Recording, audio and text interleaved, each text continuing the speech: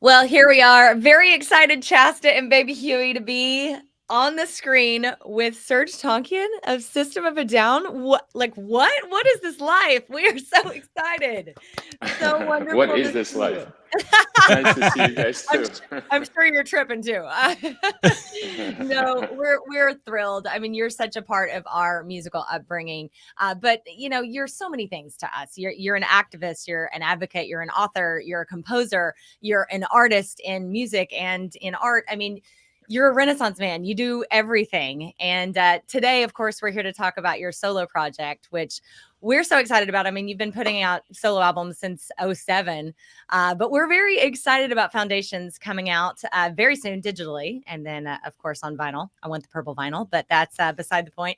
We've been playing your releases, AF Day and Justice Will Shine on our show Bone Breakers on the Bone. So we are super digging it. And we just got to see you at Golden Gate Park. So welcome and thank you for your time today.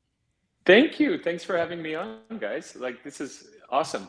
And thank you. I'm glad you guys were at the San Fran show. That was really fun for us as well. You know, we haven't been doing a lot of touring, but when we do these one-off dates, it's actually an event, and I think we're enjoying it more. So it's great. Well, I mean, quite frankly, Serj, I think you're brilliant because I know touring, I mean, you talked about it in your book, is not really your bag. And I feel I don't know that tour life would be for me either. But you're in a situation where you can do these festivals, these one-off shows, and kind of like, for lack of better word, cherry pick what you do. What a beautiful place to be in the music world. And we're very grateful, both myself and the band, to be in such a place, and that is thanks to the incredible love and support of our fans over the many years, and so we're very grateful to be in a place where we can do that. Yeah. Yeah. Well, Baby Huey and I are huge fans, like I said, and it makes me laugh because I remember when you came out, and Baby Huey and I have talked privately about this a million times, but you guys were like unlikely musical superheroes. You came out, and there are so few bands where you can say the sentence, I've never heard anything like that before. There are so few bands. In fact, if you bring that up in a topic, System of a Down is like the one everyone focuses on because of your upbringing and where you're from in the world, mixed with all the different things that you love in music. It was like, what? What is that? And I got to relive that moment recently with my 8-year-old. Earlier this year, I introduced him to System of a Down, and he sat there, and Baby Huey knows, he's a witness. His mouth dropped, his eyes were, this big, and he was like, it's so fast, but it's so calm. That's so cool. That's right. He loves it. He's a big Iron Maiden fan, which I know you have history with as well.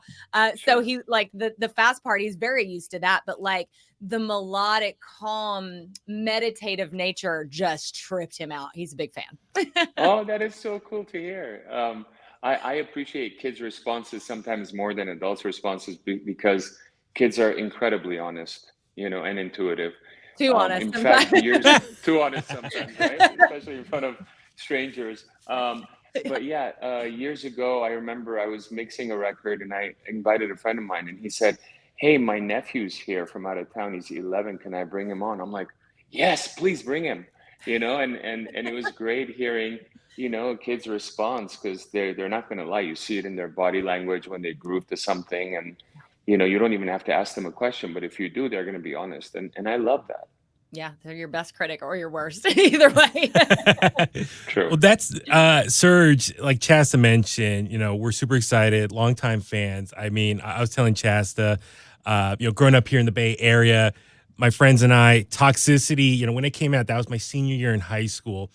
And I remember listening to that album over and over. I was doing my homework, listening to it like front to back. That album, it's one of the rare albums you could listen to front to back. No skipping of songs. I loved it. My friends, high school, we would sit in the bleachers at Encinal High School in Alameda. We would just sit there and listen. My friends' high school band would cover Chop Suey. They would play that at lunchtime. And so it's really amazing that album. Oh my! Actually, okay, real quick, I got to tell you. So my best friend Brian, he was the drummer. He played at lunchtime, and it was around Halloween, and it was like a lunchtime performance. It started a riot at our school, a huge circle pit in the gym, and the vice principal was trying to break it up, and he was wearing a pirate outfit. Oh He was wearing God, because it was perfect. Halloween time. It was like a pirate outfit, but he tried stopping it. And I remember someone took a drumstick and tried to jab him with it. It was amazing, Hilarious. but like I said, your influence was such an amazing time period. But to this day, Toxicity still resonates with us. Like the music is timeless. I'm just for you. Like, what does it mean for you to have an album like that that is to this day fans can resonate with and still listen, and it still sounds refreshing? It's incredible. It's and definitely unexpected for us, being the type of band that we were, a very kind of left of center, Yeah. progressive, a lot of metal, and coming into the scene, nobody knew how to define us. Radio didn't know if they could play us. It's in my book, but a year before, we were actually the most played band on K Rock in Los Angeles. I Hmm. remember the program director saying, I really love their music, but I don't know if they can ever be on the radio, It's like one of those things where, it's authentic, and and we toured a lot, the first few years, especially, connecting with people day to day on the ground and building a proper following, which is why it happened naturally and organically for us, I think. Yeah. But yeah, we're all incredibly grateful for it. Again, unexpected. Even after all these years, it's an amazing thing to hear some of the songs and going, and this was on the radio, but either way, I think the timelessness of music that you harped upon is really important. Yeah. The best music is timeless. Absolutely. I want to dive in, Serge, because I saw you in an interview one time talk about the difference between being an artist and being an entertainer. Yep. And I Mhm. thought this was so profound because one of the reasons that you spoke to me and us so much was that you really had a purpose behind your music. I believe with every fiber of my being that you're here to change the world, to make a difference, to do everything that you can do for the things that you believe in Yeah. and the truth. And God bless you for that. I mean, it's so important what you do, and that is definitely a difference between being an artist. And let's just speak frankly here. There are people that are like, just shut up and sing, shut up and play the music, right? Talk about that because what you said in that interview was so profound to me, and I want to make sure that our audience hears the same thing. Yeah, I think, early on, you have to decide what role you want to play with it within this industry. Mhm. If you want to maximize your fan base, be a good musician, write music, and, not talk about things that might turn people away, then you're going to probably be an incredible entertainer. And I'm a fan of a large number of entertainers who play music.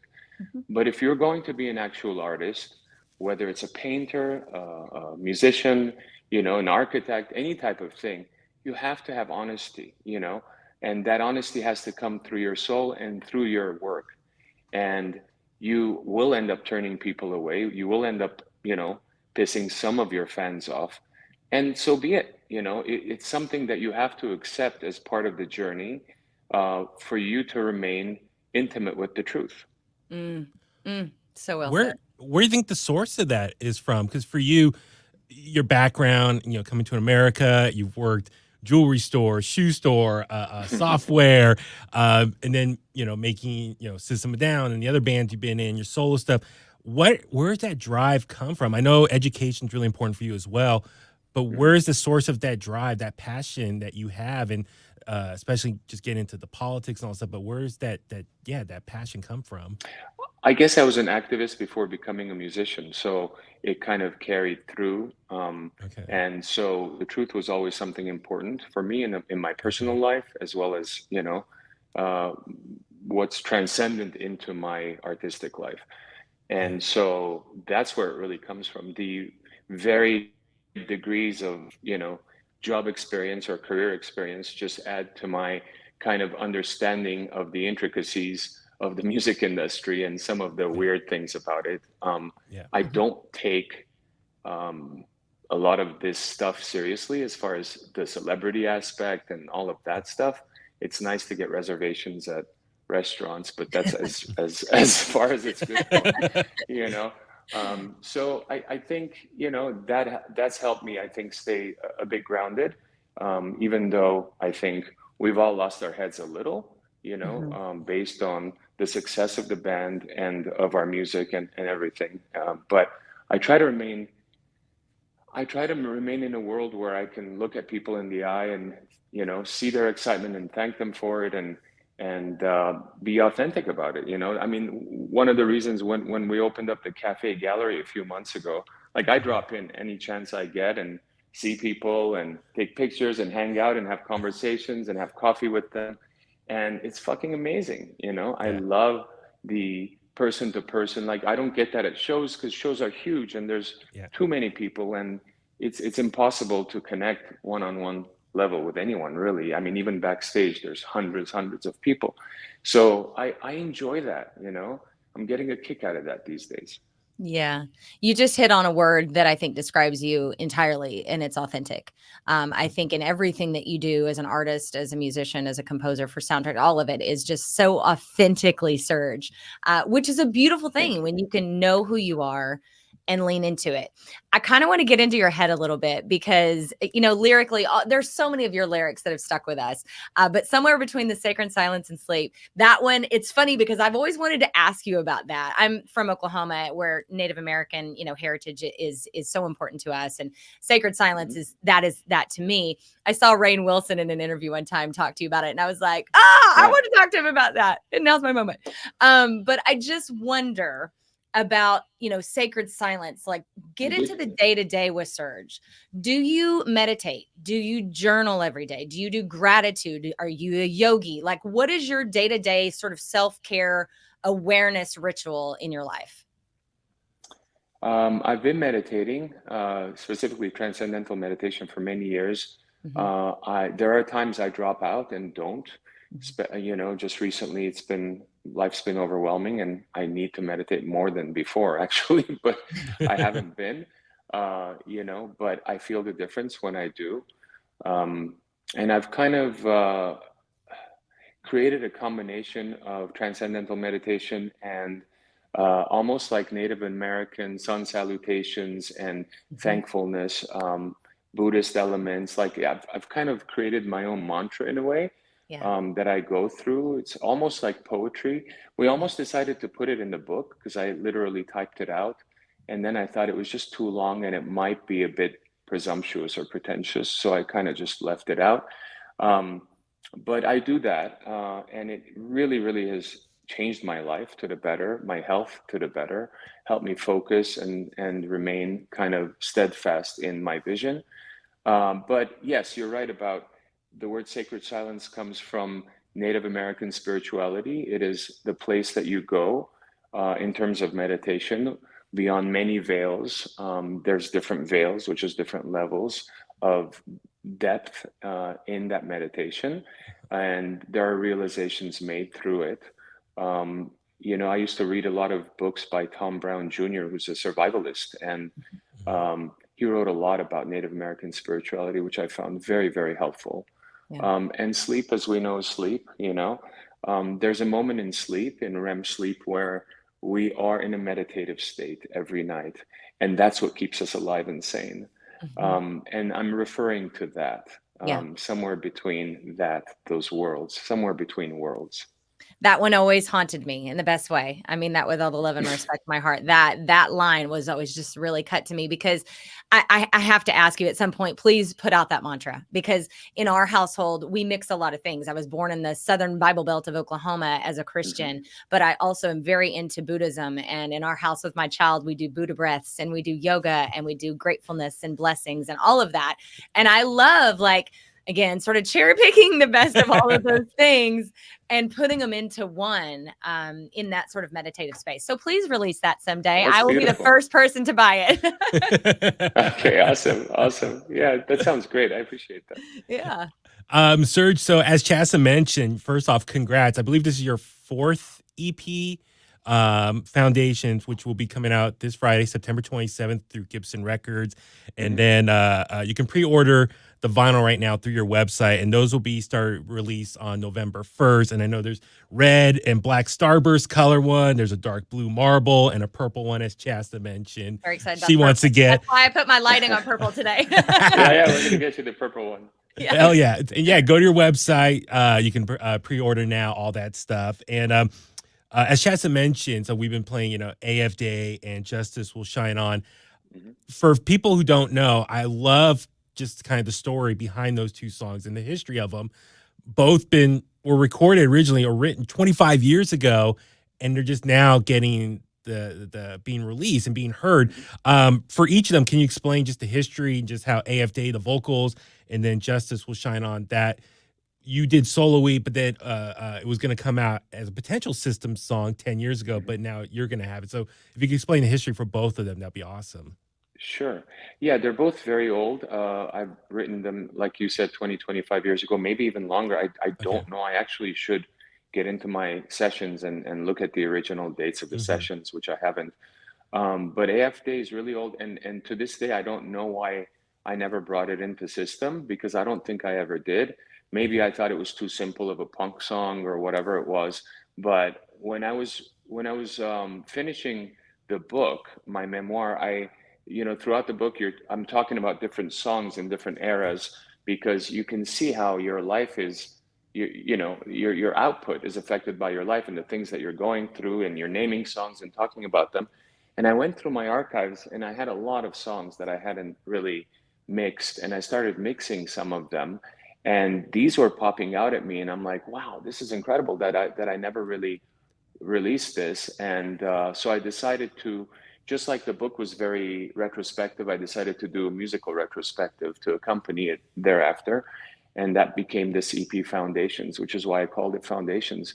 But I don't know why I've never actually brought that song into the system. It would have been a great system song, but I just cleaned it up and redid the drums and added some guitars and but I left the majority of the structure of the song and the recordings original, including my voice, because the voice changes over time. It's been like 25, 30 years, and I don't sound like that. And I wanted to hear that. I wanted to hear the grittiness and the anger and the frustration Yeah. of me 25 years ago, that I can't really do exactly the same way now. I could sing cleaner and stronger and better, louder, whatever you want to call it, but it's a different quality. It's a different thing. So I kept that. With Justice Will Shine On, that song again was written many years ago. In 2015, I added this chorus. And at the time, we were talking about releasing a few songs for the 100th commemoration of the Armenian Genocide in 2015. So Darren had a song, and I had this song, and the band was working on both. And we decided not to release it at the time. And so I just finished it myself and decided to release it in Foundations. That's But it's a great. very personal song, talking about my grandparents, their trauma, their survival through the Armenian Genocide. And I think it's very relevant today because, as we know, ethnic cleansing and genocide is occurring right now in a world where you would think that it would have been far behind us. Yeah. Yeah. And I'm glad you brought that up. I do want to recommend that anyone who hasn't picked up your book and read it, dive in, because not only will they understand your full history of your family and why all of these things are important to you. And by the way, side piece, I'm so glad that your grandfather was able to live long enough to see the start of the impact that you would have in your community. That's really Thank special you. that you get that. But I just think it's an incredibly important book because it's philosophical. It has your history. It has a lot of truth.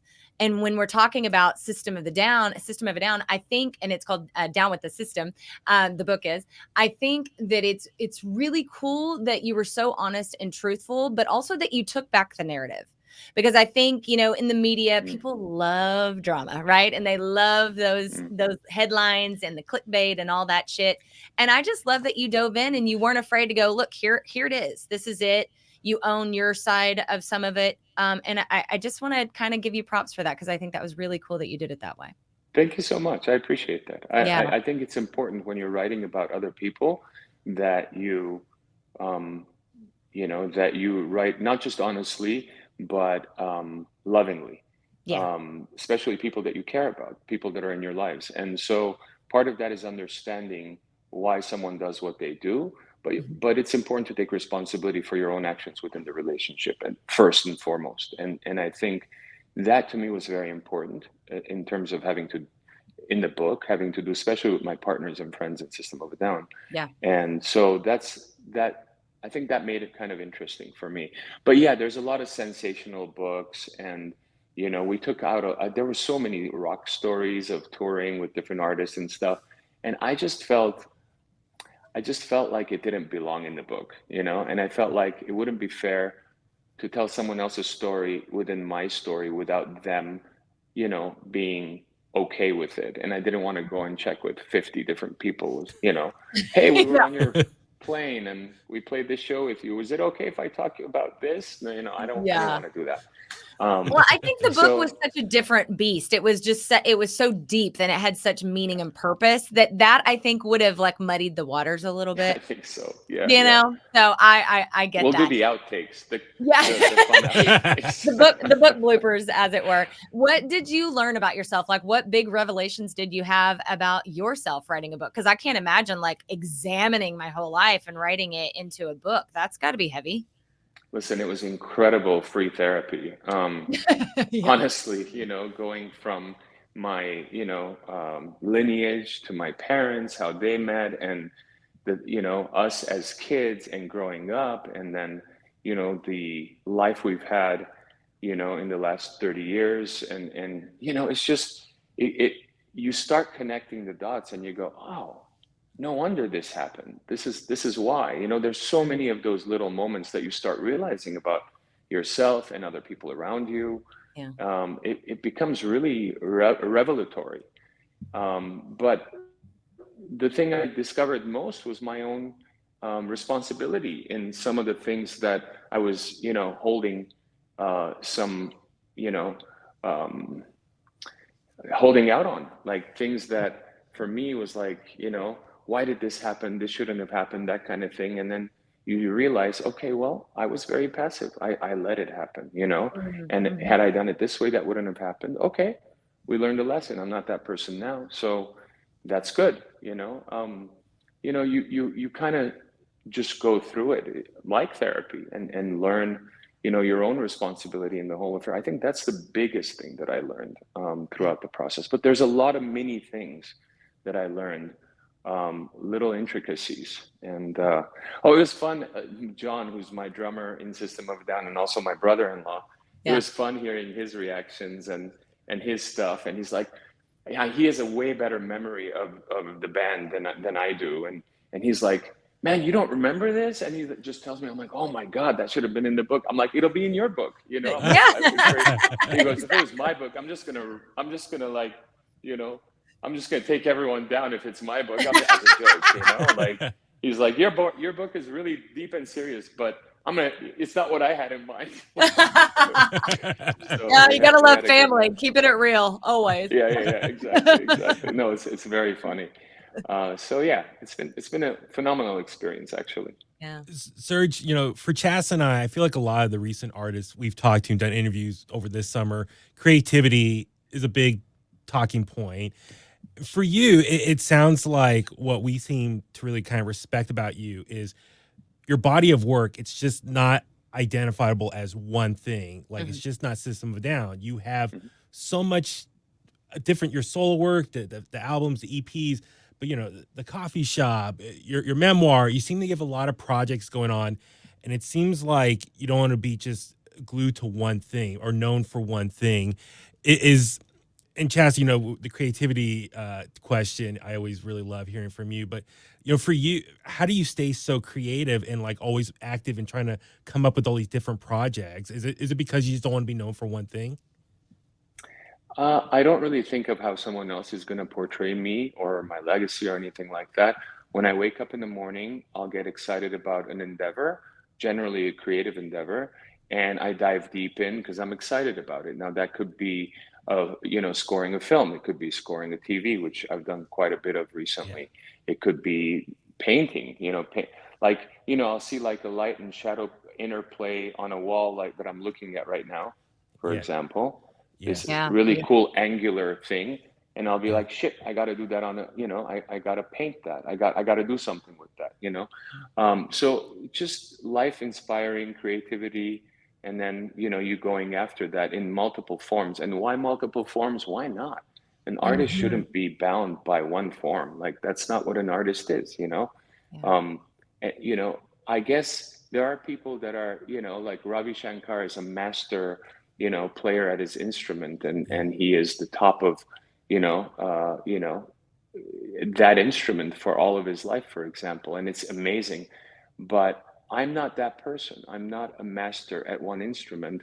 I'm an artist that does many different things, and that's who I am. And not everyone has to be that way, obviously, and people tend to gravitate toward things that make them the most money in our industry, Yeah. and that makes art stale, and music stale. And instead, when you do many, many different things, realizing that some people are not going to like the majority of what you do, even, that's okay. You're not doing it for them, you're doing it for you. I cannot wait to play this back for my 8-year-old, because my 8-year-old wants to be an artist. He's a drummer and he loves art, is obsessed with art every day. I mean, Serj, if you could see my house, it's just one like thing after another. And of That's course, right. I keep them all because I have to. But it's just cool to hear you speak about that and give people sort of the freedom to just do things without worrying how the world takes them in and interprets them. That freedom is a beautiful thing. I want to touch back on the creativity piece that Baby Huey was just talking about, because this conversation started months ago in these interviews about the idea of creativity being its own entity. There's a book that I read where it talks about that it's sort of it lives in the ether and it's its own thing and it will pass through you. And if you grab that idea, then it's yours. But if you don't, then it can move on and somebody else down the line can grab it. Do you think that creativity is like that? 100%. I Mhm. think it's all in our collective consciousness. And at best, we're skilled presenters if we can download, quote unquote, download that creative inertia and be able to present it in a good way. Mhm. But it is there. It's not, we can take credit for creating something, but all of those ideas are in the universe. And, which explains how, someone can also, just as an entrepreneur, come up with an idea no one's come up with. It's there. They're just the first to kind of grab it and capitalize it, and it's the same for music. Yeah.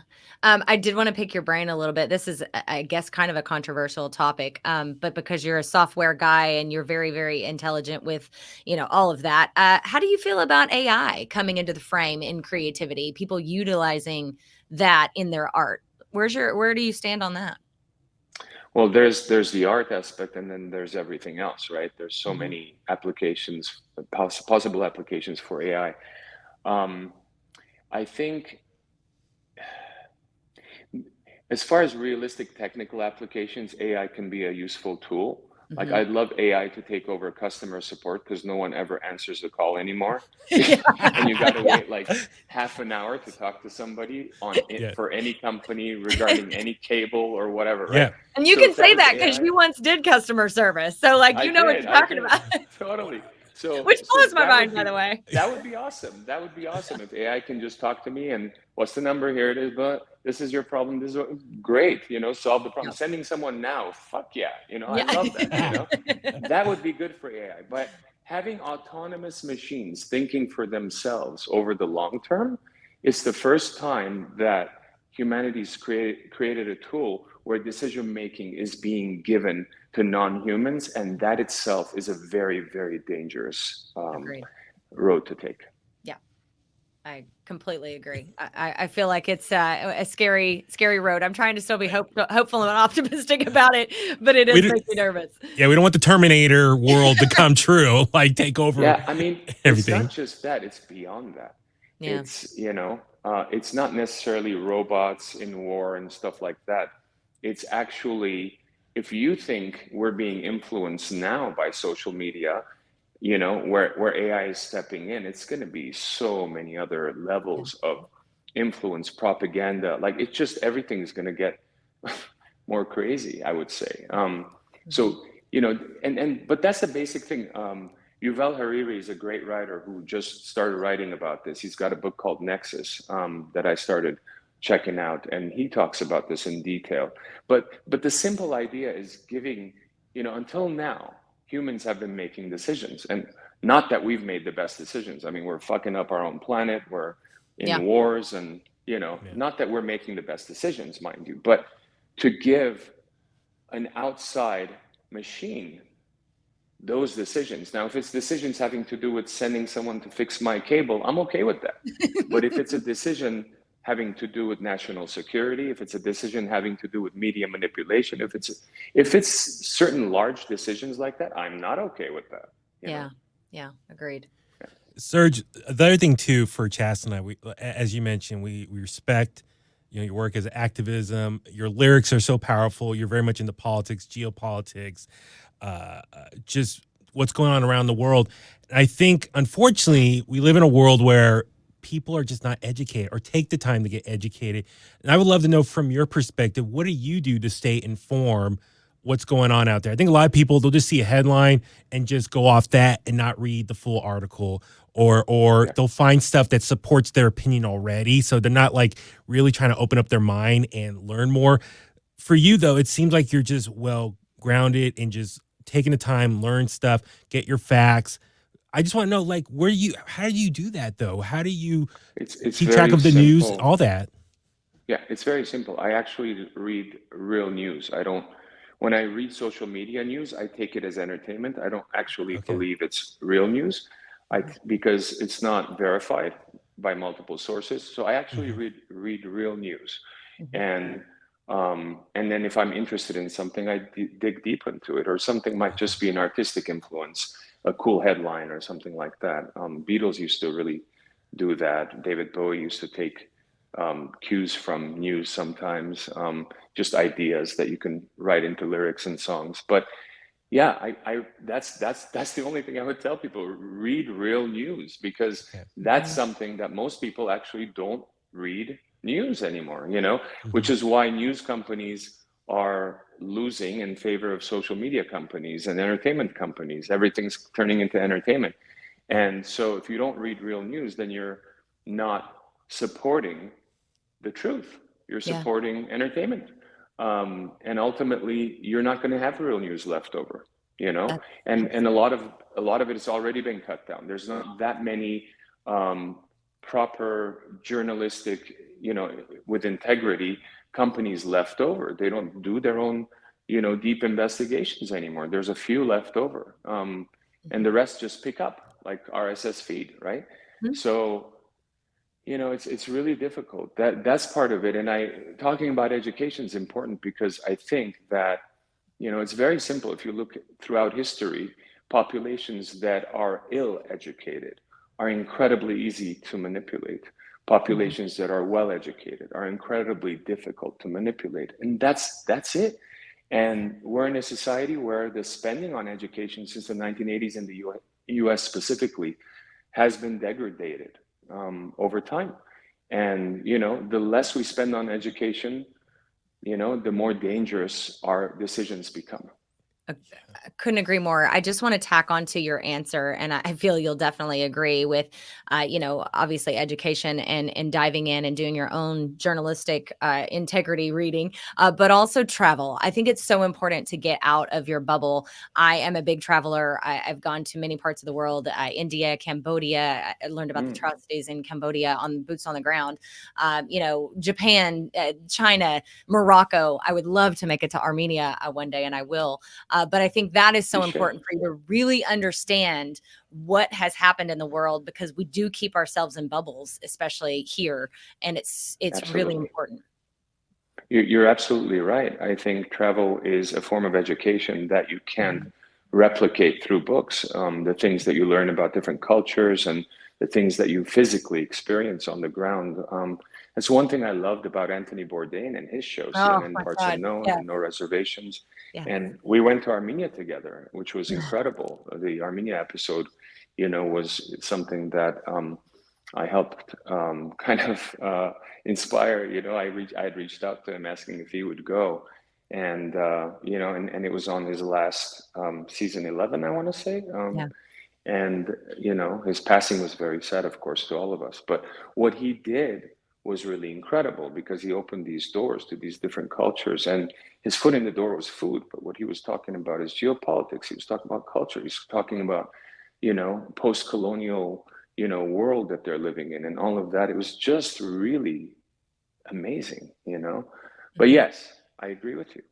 I love that you I mean, brought him up because he was the one that inspired me originally. I mean, Baby Huey knows he's at the tip top of my list. And when he left us, I was just excruciatingly upset about that. But he inspired my love of travel.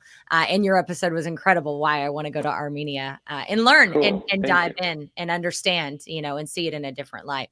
Well, look, Serj, we know you're a very busy man. You've got a lot going on today. So we want to be respectful of your time. I do want to ask our final question. We always wrap our interviews with this one, and it's so powerful. It's from the film Almost Famous that came out in the early 2000s. And the question in the film, the last frame that's asked, is what do you love about music? The freedom of being lost. Mm, Wow. That could wow. be on a t-shirt. That is That is exactly wow. why I Okay. asked that question because we always get the most incredible answers and never the same twice. And that, I mean, Yeah. wow, I'm speechless Man. and teary eyed. Thank, Yeah. uh, Sir this was Serj. awesome. Thank you What guys. a No treasure Yeah. matter you what are, time s- coming. Serj. I Honestly. like Likewise. Thank you guys. This was awesome. Thank you. Serj, seriously, from myself, from Chasta, all my friends from high school, thank you for being part of the soundtrack to our youth. Your music was so powerful. And to this day, I mean, Chas and I and her husband, we're all jumping around last month at Golden Gate Park. And Rad. I just, yeah, I can't thank you enough. Like, seriously, Toxicity, I just remember senior year doing homework, had my CD player, had the headphones on, was doing all my homework, listening to your voice over and over all throughout that school year. And Yeah. then what came out after, I just, such a big influence. So just thank you for everything. And just, we look forward to hearing the full EP. Yes. Foundations when it comes out this Friday. Thank Check you. out your website, serjtankian.com. You can pre-order the vinyl. You can pre-order the digitally downloaded as well. Check out your memoir. I love that System of a Down is still around in some capacity, playing select dates. I mean, I'd rather have you guys do that than nothing at all. Oh, So absolutely. I, Yeah. yes, I love it. So please, keep doing that, and just Thank you thank you guys. so much for the time. We really do appreciate it. My Can I pleasure. add Thank on you guys as well. one 30-second story here, Serj, that I have to tell you? I hope you get Okay. a kick out of it. It's funny and a little embarrassing. So my husband is a professional drummer. We own a music center, and in Oh, his okay. Cool. band, they used to do a cover of Toxicity. So they were doing this at a venue, and his mother was in the crowd. Now his mother's she That's right. she was a teacher. Okay. So she's very by the book and always concerned about children and everything. And this was an all ages show. So they Yeah. go into Toxicity and the whole place just explodes. Right. And there's a pit in the middle in the front. And my husband's drumming his ass off. He's an animal. And she sees these kids in a pit. And in her mind, they're fighting. Right. Yeah. So she goes into the middle of the pit and Oh, literally, no. I swear to God, That's insane. Oh, poor she's lady. literally Oh, no. breaking up the pit, and my poor husband is on stage drumming, and he's like, "Mom, My stop mom, it, my mom's Mom!" in the middle of the pit. Yeah, that's not a comfortable thought. He was dying. So we always laugh whenever somebody brings up Toxicity. We just get a chuckle because it's one of our favorite memories. We That's got her a hilarious. T-shirt. The place he played at was called Slim's. It's unfortunately not Yeah. around anymore, but we got her a Slim security T-shirt for Christmas that year. That's awesome. That's awesome. What a So great thank you for story. that memory. Yeah. Yeah. So Oh, yeah, just thank remind you for everyone, the go story. to your website, serjtankian.com, pre-order all your stuff there, merch, everything. And look for next time come to the Bay Area, either solo or System of a Down. And we hope We'd we love to do this in person. do this in person. Likewise. I would love to see you guys in person as well. Awesome. Thank you. Thank Awesome. you, Right Serj. on. Have a Thank wonderful you so day. much. You Thank you. too. Bye-bye. Thanks. Bye. Bye, guys.